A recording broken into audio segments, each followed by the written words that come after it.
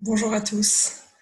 Je vous partage ces quelques mots depuis chez moi pour ce temps de dimanche et ce temps d'enseignement où on veut vraiment prendre un temps pour rentrer dans la parole de Dieu et puis un temps d'encouragement et pour ce temps de l'été avant qu'on puisse tous se retrouver à la rentrée.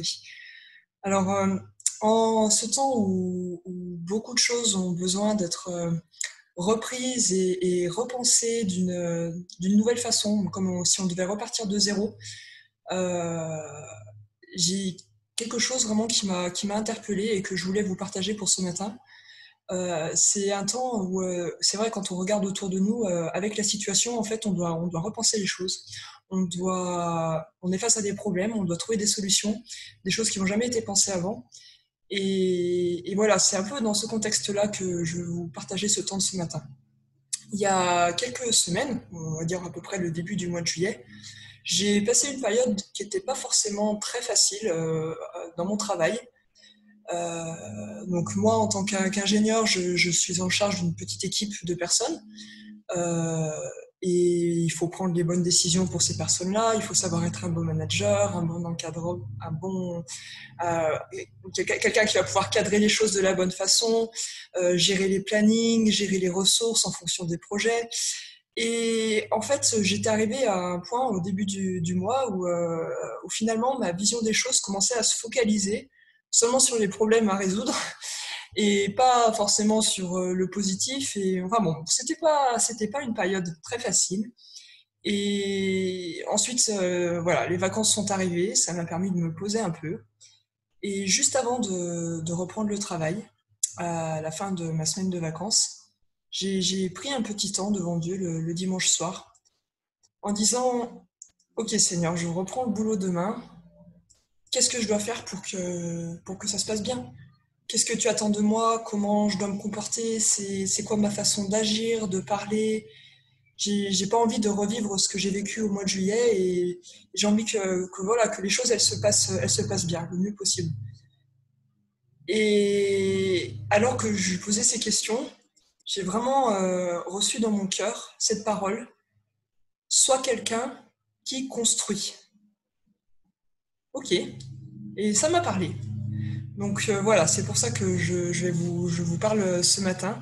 C'est dans ce cadre-là. Et j'ai creusé cette parole et j'ai vécu avec depuis que j'ai repris le boulot. Et j'ai vraiment vu une différence aussi. Si on va voir vous pouvez prendre votre Bible chez vous, dans vos maisons. C'est toujours important d'avoir la parole de Dieu avec nous, que ce soit sur vos téléphones ou une Bible papier, et de savoir sur quoi on est ancré et fondé. Donc vous pouvez aller dans l'évangile de Luc, au chapitre 6, les versets 45 à 49. Donc Luc 6, 45 à 49. Alors, voilà ce qu'on peut y lire. L'homme bon tire de bonnes choses du bon trésor de son cœur, et le méchant tire de mauvaises choses de son mauvais trésor. Car c'est de l'abondance du cœur que la bouche parle. Pourquoi m'appelez-vous Seigneur, Seigneur, et ne faites-vous pas ce que je dis? Je vous montrerai à qui est semblable tout homme qui vient à moi, entend mes paroles et les met en pratique. Il est semblable à un homme qui, bâtissant une maison, a creusé profondément et a posé le fondement sur le roc. Une inondation est venue et le torrent s'est jeté contre cette maison sans pouvoir l'ébranler, parce qu'elle était bien bâtie. Mais celui qui entend et ne met pas en pratique est semblable à un homme qui a bâti une maison sur la terre, sans fondement. Le torrent s'est jeté contre elle. Aussitôt, elle est tombée, et la ruine de cette maison a été grande.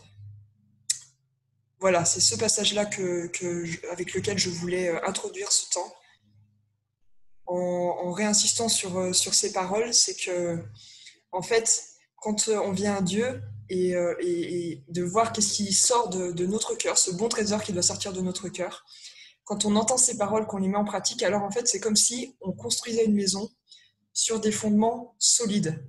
Donc on est appelé en fait à être ces constructeurs de cette maison solide, pas une maison qui va être détruite au premier souffle du vent, mais une maison solide sur de bons fondements. Et certes, c'est Dieu qui est le constructeur principal, et il aurait besoin de personne. Mais en fait, il nous fait la grâce d'être ses collaborateurs. Et vous savez, vous connaissez cette parole dans la Bible qui dit « Si l'Éternel ne bâtit la maison, ceux qui la bâtissent, ils travaillent en vain. » Alors c'est lui notre modèle.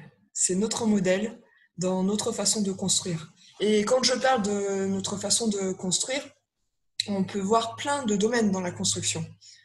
Je ne veux pas parler seulement de la construction dans le domaine spirituel, mais aussi dans des domaines pratiques, concrets de nos vies de tous les jours. Pour moi, c'est vraiment de ça que Dieu m'a parlé. Et c'est quelque chose qu'on peut mettre en pratique à tout instant, en fait. Alors, on peut se poser la question dans un premier temps, qu'est-ce qu'on peut construire? Alors oui, on parle bien sûr, la première chose qui nous vient à l'esprit, c'est une maison, mais dans un premier temps, une des constructions à laquelle on doit faire attention, c'est notre propre vie. Encore une fois, rappelez-vous que c'est Dieu qui est le constructeur, mais qui attend notre collaboration. On construit avec lui. Et on peut aller lire dans la première épître de Pierre, au chapitre 2 et au verset 6. Et là, c'est la version de la parole vivante que je vais vous lire. Voici en effet ce que dit l'Écriture à ce sujet. J'ai choisi une pierre de grande valeur et je la pose en Sion comme fondation. Celui qui met sa confiance en elle et qui bâtit sa vie sur elle ne sera pas déçu. Donc là, on voit bien qu'il est question déjà de bâtir nos vies. C'est-à-dire que nos vies, elles ne sont pas construites en un claquement de doigts comme ça. Elles demandent à être bâties pierre après pierre, et pas n'importe comment, en mettant notre confiance sur la pierre angulaire et en bâtissant sur ce fondement qui est Jésus, bien sûr. Et là, on va avoir toutes les déceptions qu'on peut voir dans la vie et les choses qu'on a ratées, eh bien, s'envoler, parce que si on bâtit sur des fondements sûrs, alors notre vie va pouvoir être établie de façon sûre aussi. En deuxième point, qu'est-ce qu'on peut construire? On a besoin d'être un constructeur pour les autres, bien sûr. On doit favoriser le fait qu'eux-mêmes vont pouvoir voir leur vie se construire. Dieu nous a mis dans une famille pour qu'on puisse s'aider les uns les autres à se construire sur la parole de Dieu par des partages, des édifications, comme je peux le faire ce matin, des paroles d'encouragement, des paroles de sagesse, des paroles de connaissance, tous les dons que la Bible nous donne dans la parole et qui sont finalement à la disposition du peuple de Dieu. Quand on cherche sa face, alors on va trouver des clés pour que la vie de celui qui est à côté de moi puisse s'épanouir. Pour moi, quand quelque chose se construit, ça veut dire qu'elle prend forme. Et tant qu'à faire, si on est un bon constructeur, un bon bâtisseur, ça va être beau à la fin. Et avec l'aide de Dieu, ce qu'on va construire, ça va donner un bon résultat. Et on peut se poser la question, donc quand on parle des autres, bien sûr, on parle de la famille spirituelle, la famille naturelle. Alors, on doit chacun se poser la question, est-ce que moi je suis un constructeur pour mon frère, pour ma sœur? Est-ce que je vais l'aider à grandir et à bâtir sa vie sur des fondements solides? Et la même question doit se poser on va dire, dans nos relations plus proches, dans nos couples. Et ça, c'est pas forcément évident. Est-ce que je suis quelqu'un qui va bâtir avec mon mari, dans la vie de mon mari, des bonnes choses, qui va établir des bonnes choses de mon conjoint? Je dis de mon mari parce que moi je suis une femme, mais bien sûr ça, c'est réciproque, ça marche aussi pour l'homme, pour sa femme. Donc est-ce que je suis un constructeur pour mon conjoint? Et qu'est-ce que je construis dans la vie de mes enfants? Est-ce que je construis ou est-ce que je détruis ce qui pourrait commencer à être construit? Est-ce que je suis quelqu'un qui va encourager, qui va amener vraiment une parole d'encouragement, d'amour pour mes enfants? Ou est-ce que je vais voir finalement que les choses qui ne vont pas pour redétruire et puis toujours recommencer? Donc ça, c'est vrai que c'est des questions qu'on se pose tous les jours en tant que parents. Mais même sans être parent, c'est des questions qu'on doit se poser vraiment pour toutes les personnes qui sont autour de nous. Qu'est-ce que je construis dans leur vie? Est-ce que je suis quelqu'un qui va aider à établir des bonnes choses ou pas? Alors la troisième chose que l'on peut construire, bien sûr, c'est la maison de Dieu. Alors c'est pas forcément ce point-là que je vais détailler beaucoup aujourd'hui, même si les principes que je vais mentionner par la suite s'appliquent aussi pour ça. Nous sommes tous ensemble, nous bâtissons la maison de l'Éternel. Dans la parole, on voit qu'on est ces pierres vivantes. Si vous êtes une pierre, la pierre, elle sert aussi pour monter un mur et faire un édifice solide. Et ça, on peut le voir justement dans on était dans la première épître de Pierre tout à l'heure au chapitre 2. On a lu le verset 6, mais si on revient juste les versets avant, les versets 4 et 5, on lit « Approchez-vous donc de lui, il est la pierre vivante ». On parle de Jésus, bien sûr. Il est la pierre vivante. Les hommes l'ont rejetée, mais Dieu l'a jugée précieuse et il l'a choisie. En venant à lui, vous aussi vous êtes devenus des pierres vivantes. Édifiez-vous mutuellement pour former un temple spirituel. Vous voyez, édifiez-vous mutuellement pour former un temple spirituel. Il s'agit bien d'une construction et de quelque chose qu'on bâtit ensemble et les uns avec les autres. C'est pas quelque chose qu'on fait tout seul. Vous y constituerez un groupe de prêtres mis à part pour Dieu, à qui vous offrirez des sacrifices spirituels qui lui sont agréables, parce qu'ils sont présentés par Jésus. Voilà, on voit bien ici qu'en choisissant d'avoir bâti nos vies sur cette pierre, ce fondement qui est Jésus, alors on est devenus ces pierres vivantes. Et en étant devenus ces pierres vivantes, nous sommes la maison de Dieu. Et une maison, c'est fait pour quoi à la fin? C'est fait pour accueillir, pour recevoir, pour être un lieu d'accueil, de joie, un lieu où on va pouvoir accueillir celui qui a des besoins, où on va pouvoir grandir ensemble. Mais pas que ça, parce que là, on parle de la maison de Dieu. Donc c'est un lieu où on va pouvoir adorer Dieu ensemble, faire monter notre offrande, notre parfum de bonne odeur vers Dieu. Et c'est ça que Dieu nous demande de bâtir ensemble. Et encore une fois, quand on lit ce verset, c'est vraiment clairement marqué que c'est pas quelque chose qu'on pourra faire tout seul. On a besoin d'être les uns et les autres ensemble dans cette construction, dans cette édification. Et édification, je parle de quelque chose de très concret, de cette maison de Dieu. Et Dieu, il attend à trouver un endroit où il va pouvoir venir siéger et installer son trône. Et quand on est tous ensemble et qu'on installe cette louange, cette adoration, alors Dieu vient séjourner au milieu des louanges de son peuple et dans cette maison qu'il bâtit au milieu de nous, par nous, au travers de nous en fait. Le deuxième point maintenant qu'on peut se poser, donc on a vu là qu'est-ce qu'on peut construire, donc on a dit nos propres vies, la vie des autres, aider à ce qu'elle soit construite et y construire des bonnes choses, la maison de Dieu. Ensuite se pose la question de comment construire. Alors déjà, la première chose, à la base de toute construction, il y a un fondement, une base. Et on a besoin que ce fondement soit solide. On doit utiliser des fondements solides. Le jour où on a acheté notre maison avec mon mari, il n'y avait pas de garage qui était construit. On avait un grand terrain, un peu en terrasse, on va dire. Et les propriétaires d'avant n'avaient pas pu faire construire le garage. Donc nous, la première chose qu'on s'est dit, c'était que voilà, un garage, c'était important. On voulait faire un garage assez important. Il a fallu faire une étude géologique du sol. Pour que le permis de construire puisse passer, il fallait faire une étude géologique, absolument.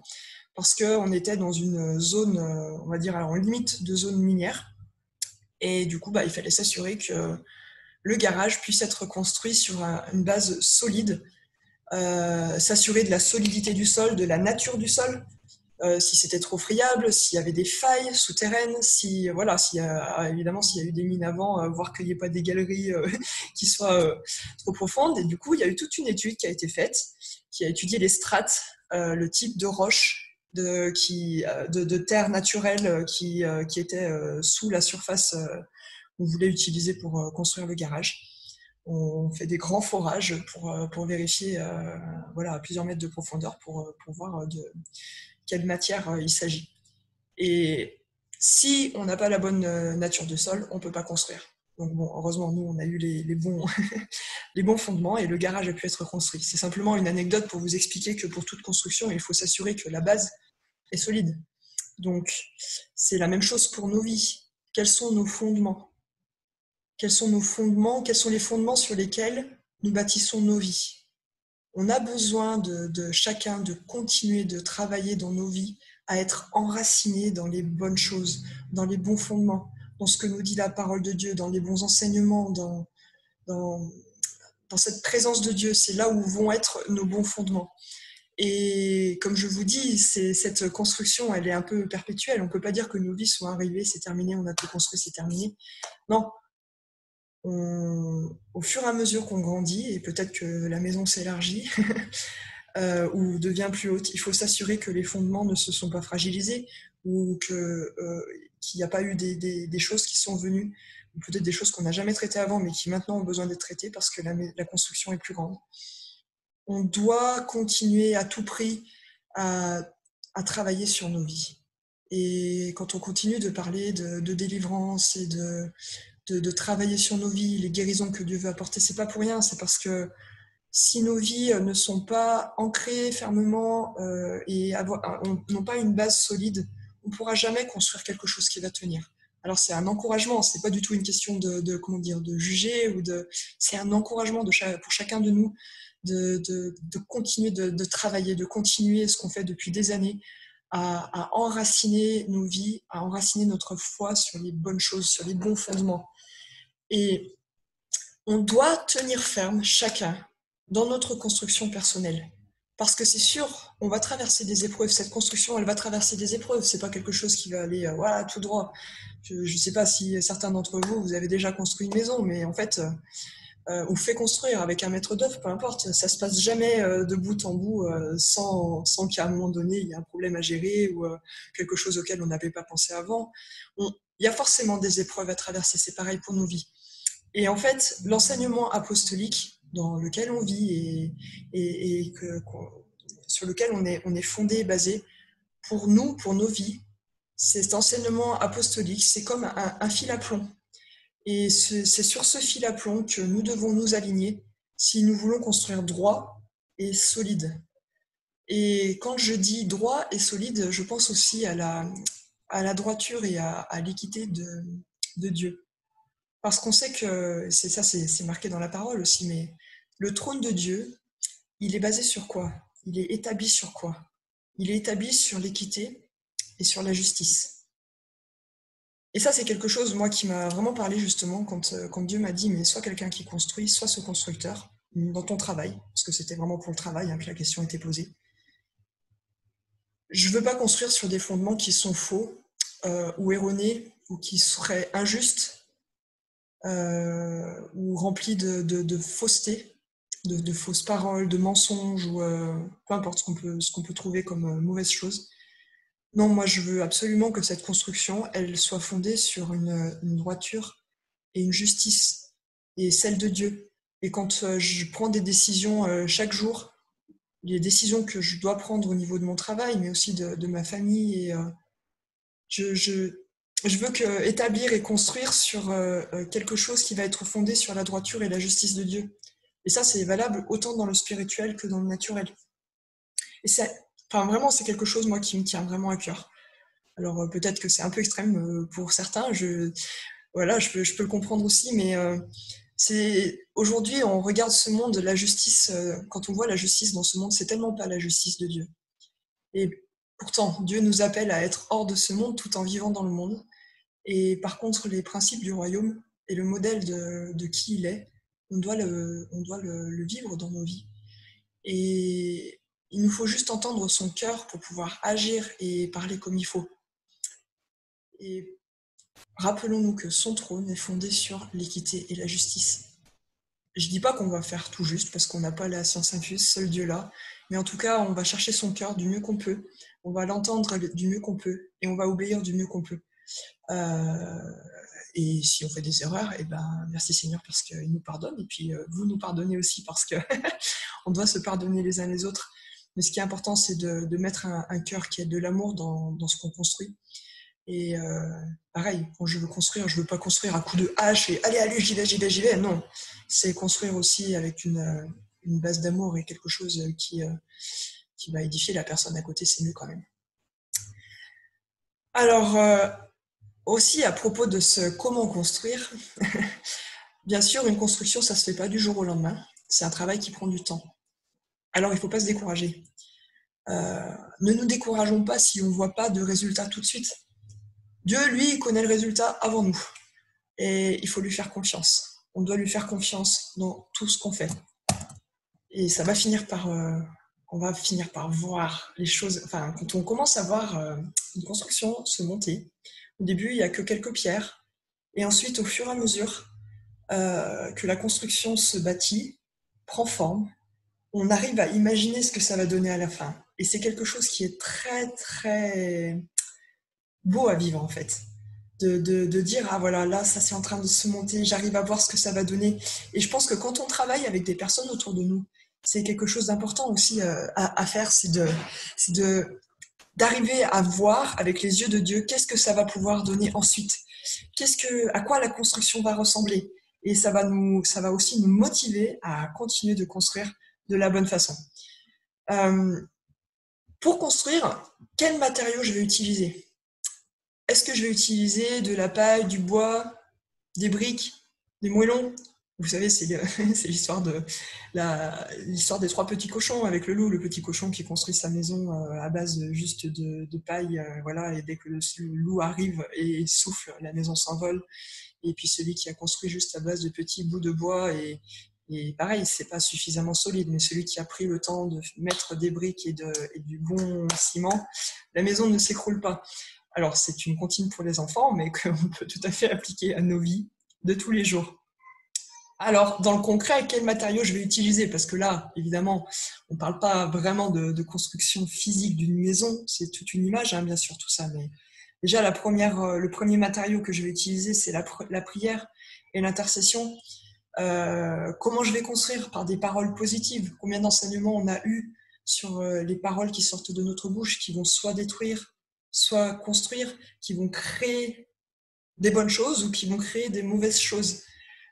Comment je vais construire dans la louange et comment je vais construire en exerçant mes dons, en fait. Pour moi, les matériaux que Dieu nous donne à disposition aussi dans la construction, c'est tous les dons spirituels.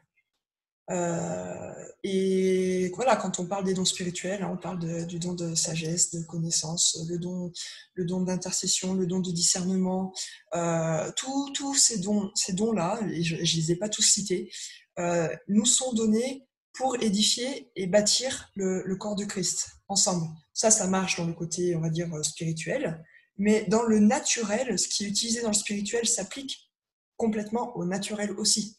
Et cette façon d'agir, une parole de sagesse, une parole de connaissance, c'est pas réservé qu'au peuple chrétien. On peut très bien avoir une parole de sagesse pour son collaborateur au travail, pour un collègue, et quelque chose qui va le relever, ou en tout cas l'aiguiller, ou l'aider dans une situation bien précise.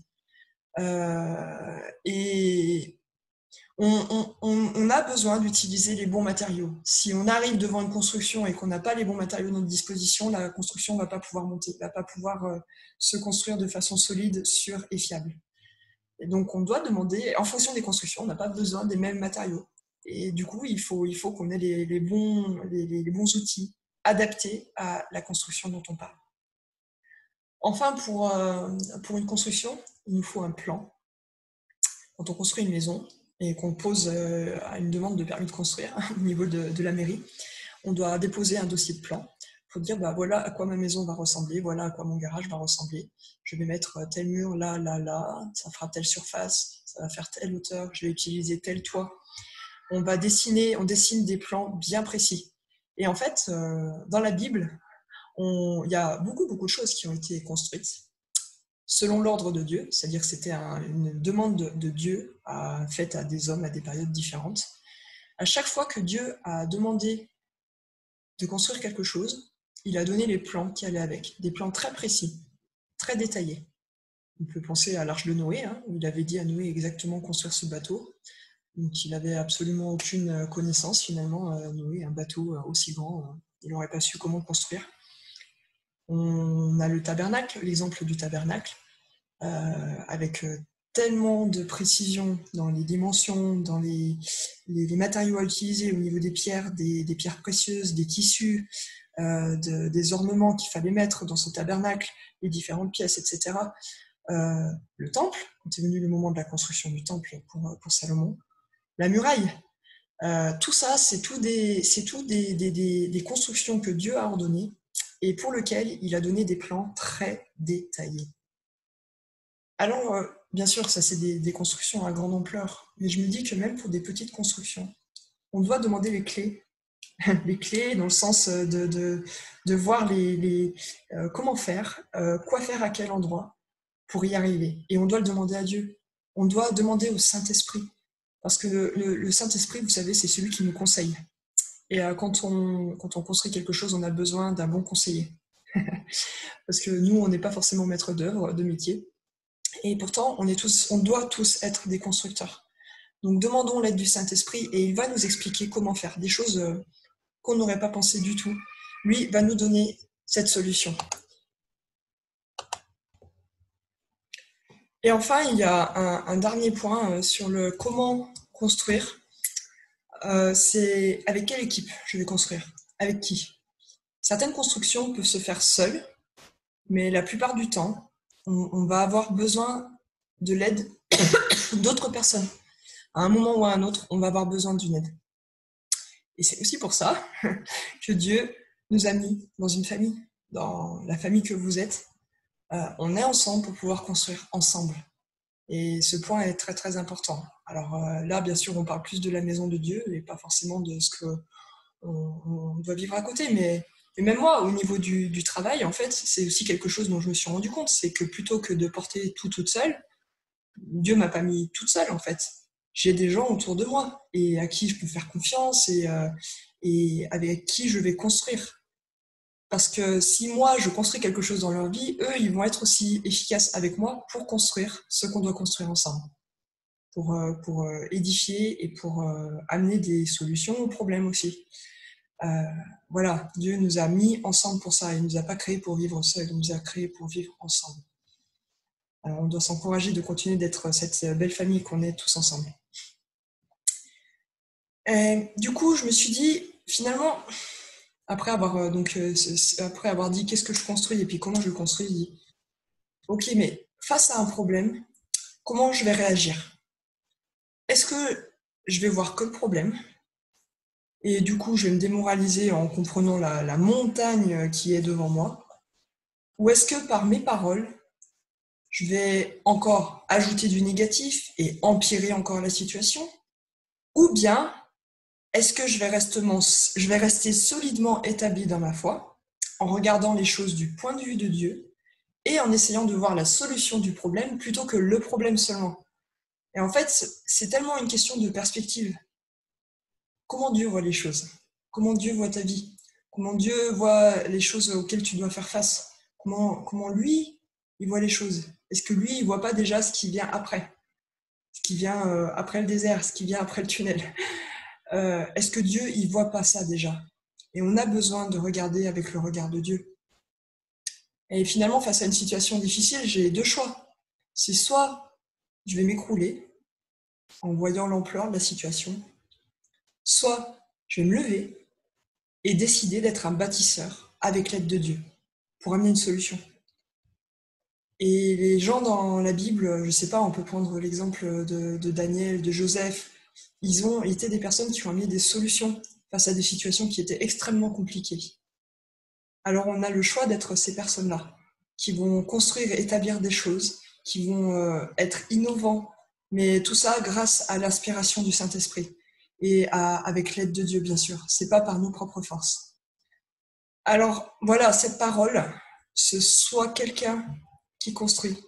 Ça a vraiment été une révélation pour moi quand j'ai repris le travail. Et je continue de l'appliquer aujourd'hui, vraiment tous les jours. Et j'ai vraiment vu une différence au travail. En fait, je suis partie en vacances avec plein de problèmes que je n'avais pas réussi forcément à gérer avant de partir. de choses où je ne voyais pas comment extriquer, voilà, au niveau du planning, comment s'en sortir, trouver les ressources qu'il fallait. Certaines relations aussi avec mon équipe où voilà, c'était moyen.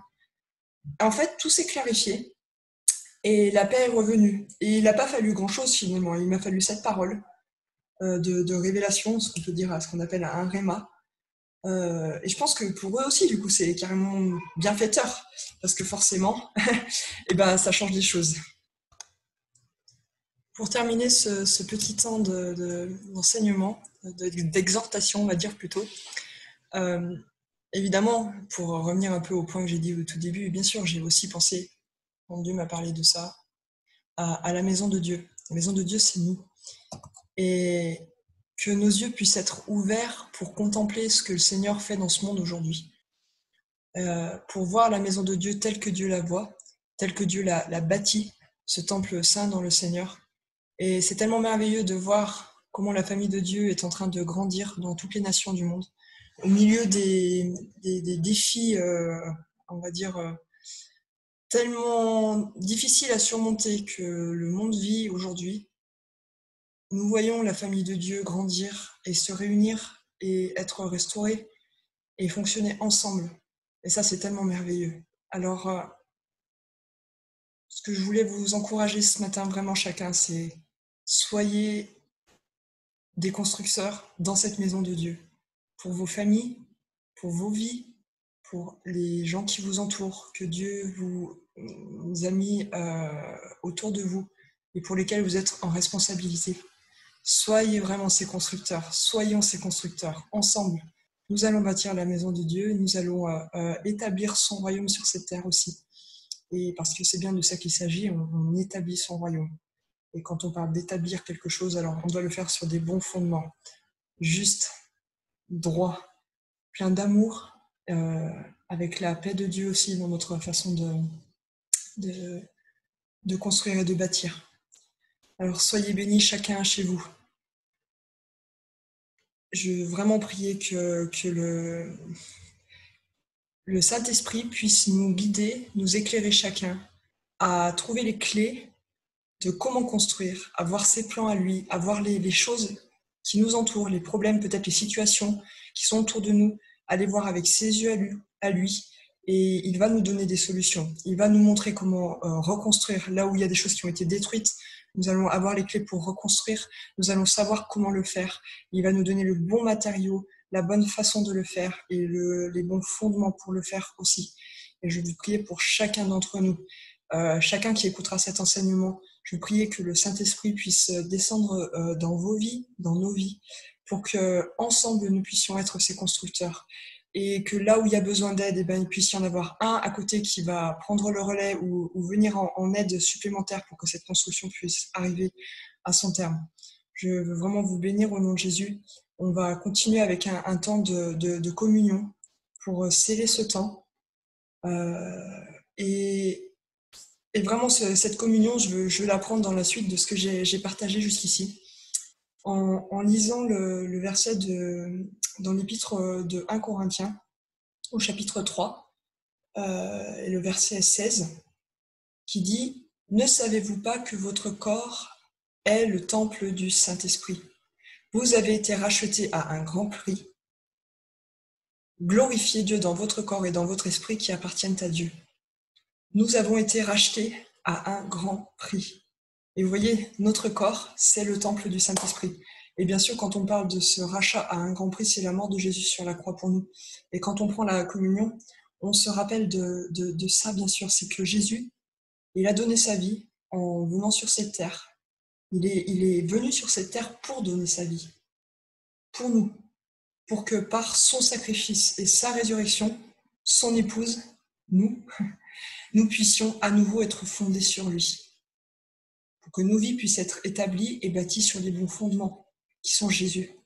Et on veut tellement dire merci à Jésus de ce qu'il a fait pour nos vies. C'est notre premier fondement. Et ça doit être notre premier fondement. Christ. Jésus. C'est lui la pierre angulaire qui va soutenir toute la bâtisse, toute la maison, toute la construction. Et c'est en lui que nous sommes vivants, seulement en lui. Et on peut s'appuyer sur lui. Alors, je vous propose de prendre ce temps de communion aujourd'hui en voyant vraiment l'œuvre de construction que Jésus a accomplie dans chacune de nos vies, mais aussi dans celui qui est à côté de nous. Et si vous êtes à la maison et que vous n'êtes pas tout seul, alors vous pouvez vous tourner vers votre conjoint, vos enfants, et regarder l'œuvre de construction que Jésus a accomplie. Si vous êtes tout seul chez vous, alors demandez à Jésus de vous montrer des personnes, de vous rappeler à l'esprit des personnes qu'il a mis dans vos vies, et voyez comment Dieu a construit, voyez comment Dieu a fait grandir, a bâti son œuvre, et aussi de comment vous pouvez faire pour aider encore à cette construction. Il est mort sur la croix pour que son corps, nous, sa maison, nous puissions être guéris, relevés, rétablis. Et la construction, ça passe aussi par là, la reconstruction, on pourrait parler. Je veux prier que l'œuvre de Jésus sur la croix amène cette guérison pour ceux qui en ont besoin, puisse relever ceux qui sont à terre et puisse rétablir ceux qui ont peut-être perdu leurs droits.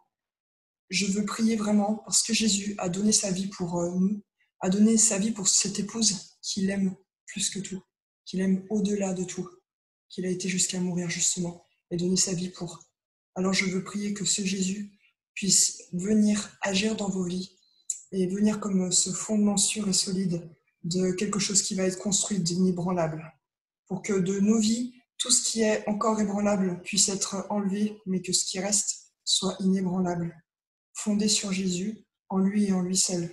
Et je vous invite à prendre le pain dans un premier temps. On veut se rappeler ce que Jésus a fait à la croix pour nous. Il a donné son corps. Il a été meurtri pour qu'aujourd'hui nous puissions être cette maison et le représenter sur cette terre, juste, irréprochable devant lui, à cause de ce qu'il a fait. Merci Seigneur pour ta vie. Merci Seigneur pour ton corps que tu as donné pour chacun d'entre nous. Nous voulons nous souvenir de toi vraiment dans ce temps de communion, nous souvenir de ce que tu as fait. C'est pas juste pour nous, c'est pour toute ta famille, Seigneur. Amen.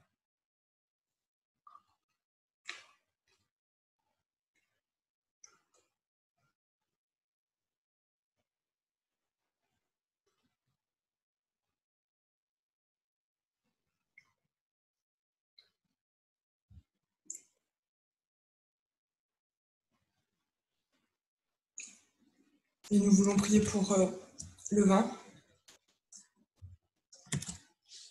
Nous prions que ce sang qui a coulé sur la croix amène sa justice, amène sa vie dans nos vies. Et je prie, Jésus, que ta vie coule en nous. Je prie que ta guérison coule en nous. Que cette protection par ton sang soit sur nos vies. Et qu'en même temps que tu nous appelles à être ces constructeurs, il y aura la protection sur nos vies.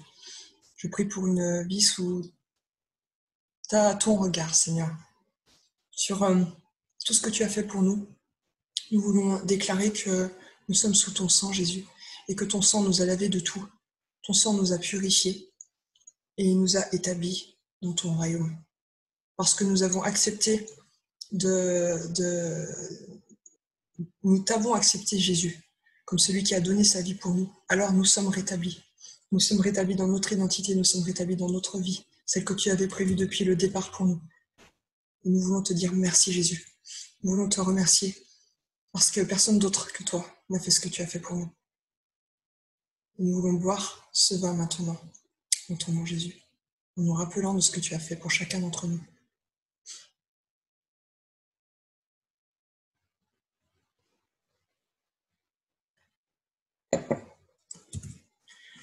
Pour terminer, je voudrais vous lire un passage dans Éphésiens 3, au verset 8 et les suivants.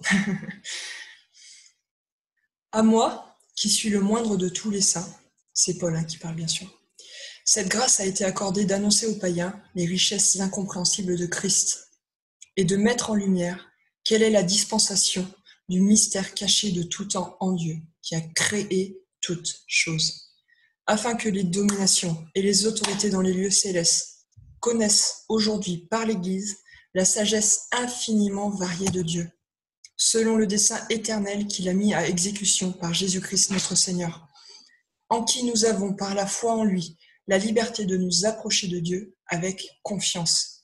Aussi, je vous demande de ne pas perdre courage à cause de mes tribulations pour vous. Elles sont votre gloire.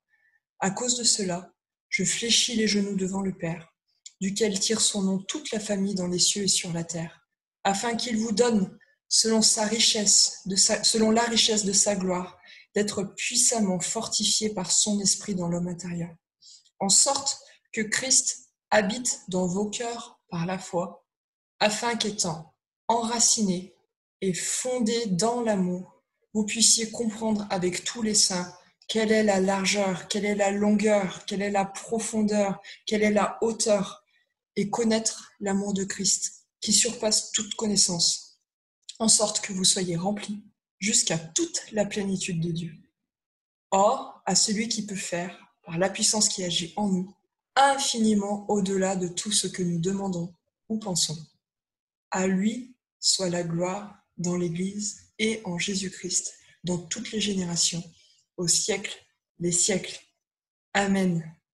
Soyez bénis chacun dans vos maisons pour ces temps, jusqu'à ce qu'on puisse se revoir en vrai, corps à corps, bientôt. Vraiment, je prie que la bénédiction de Dieu soit sur vos vies et reste sur vos vies, au nom de Jésus.